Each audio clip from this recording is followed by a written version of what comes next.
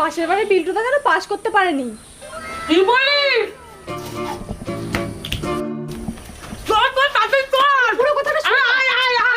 আরে ও মা, অনিতা দি, অনিতা দি, ও মা দাঁড়াও, শুনবে না? অনিতা দি!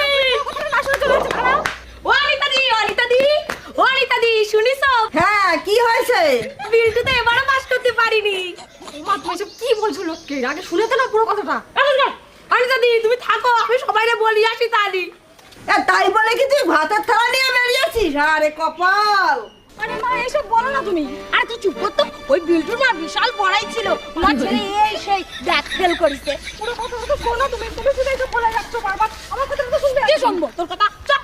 আরে শোনো না, তুমি সারা পাড়া সব বলে বেরিও না তো। আমি কি বলছি সেটা আগে শোনো। এই বলবো না কেন রে? আগের দিন বিল্টুর মা ওই কলপারে এসে ছেলের নামে কি প্রশংসা